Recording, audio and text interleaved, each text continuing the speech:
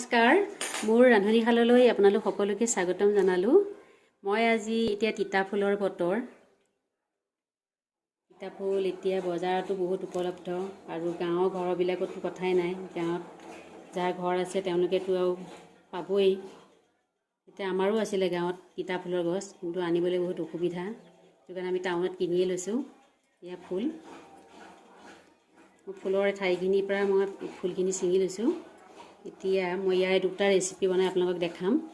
মইনো কেনেকৈ বনাওঁ আপোনালোকক দেখুৱাই থাকিম, আপোনালোকে ভিডিঅ'টো শেষলৈকে চাব।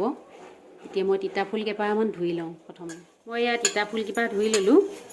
মই এতিয়া পানী পিনে উতলাই থৈছোঁ এটা বাচনত।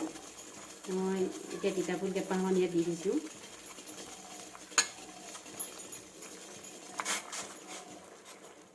সিজিবলৈ দিছোঁ পাতকেইটা। তিতা ফুল সিজাই আছোঁ। তিতা ফুলৰ বহুত উপকাৰিতা গুণ আছে। তিতা ফুলে স্মৃতি শক্তি বৃদ্ধি কৰে, তেজ পৰিষ্কাৰ কৰে, ডায়েবেটিছ ৰোগীৰ কাৰণেও বহুত ভাল। এইটো মহাঔষধ হয়।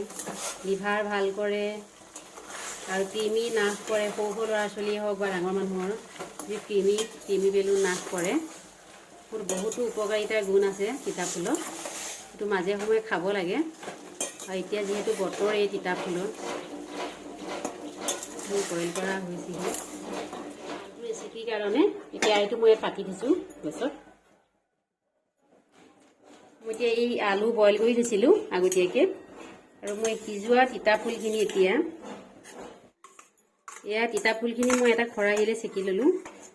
সিজোৱা আলুটোৰ ওপৰত এয়া দি দিছোঁ।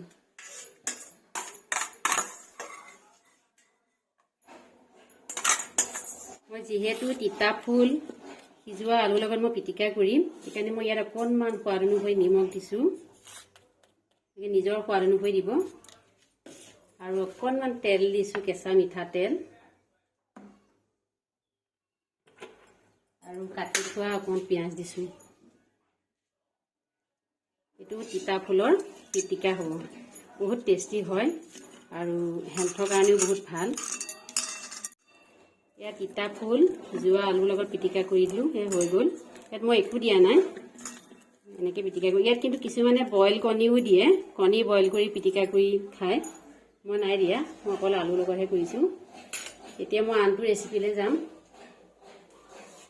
কেৰাহী গৰম হৈছে, অকণমান ইয়াত তেল দিছোঁ জোখ অনুযায়ী। পিঁয়াজ দিছোঁ আৰু অকণমান আদা নহৰু দিছোঁ।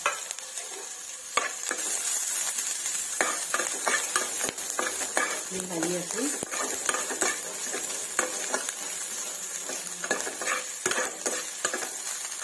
তিতা ফুল যিসকলৰ গেষ্ট্ৰিক আছে তেখেতসকলে নোখোৱাটোৱেই ভাল।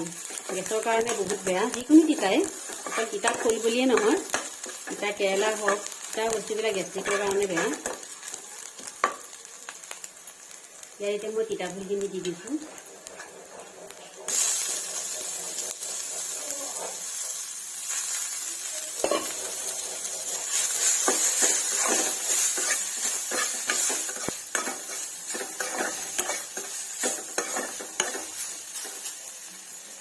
মই মাটি দালিত বইল কৰোঁতে নিমখ দি থৈছিলোঁ।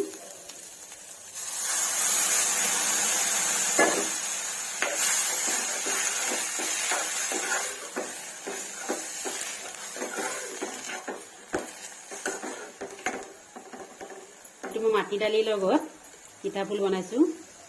এতিয়া মই অকণমান কলখাৰনি দি দিছোঁ। ইয়াত মই হালধিটো ব্যৱহাৰ কৰা নাই, যিহেতু মই খাৰ দিছোঁ আৰু মই সিজাওঁতেই নিমখ দি থৈছিলোঁ, সেইকাৰণে মই নিমখো দিয়া নাই। আপোনালোকে লাগিলে প্ৰয়োজন অনুসৰি দিব পাৰিব।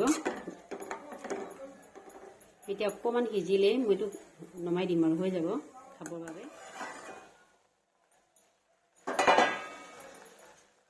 মোৰ মাটি দালিৰ লগত তিতা ফুল বনোৱাৰ ৰেচিপিটো হৈ গ'ল। ইমান ধুনীয়া গোন্ধাইছে, খাওঁ খাওঁ লাগি গৈছে। তো মই গেছটো অফ কৰি দিছোঁ। যিহেতু মাটি দালিত মোৰ বইলেই আছিলে, গেছটো অফ কৰি দিছোঁ আৰু মই এই বাতিটোলৈ কাঢ়ি দিছোঁ। এতিয়া আমি ভাত বাঢ়ি লৈছোঁ। বাছ আজি মই তিতা সূতিয়ে ভাতৰ জুতি লওঁ। মোৰ আজি তিতা ফুলৰ ৰেচিপি দুটা ইমানেই। মোৰ ভিডিঅ' চাই আপোনালোকৰ কেনেকুৱা লাগিল যদি ভাল লাগিছে প্লিজ লাইক কৰিব কমেণ্ট কৰিব ছাবস্ক্ৰাইব কৰিব আৰু শ্বেয়াৰ কৰিবলৈও নাপাহৰিব ভিডিঅ'টো শেষলৈকে চোৱাৰ বাবে বহুত বহুত ধন্যবাদ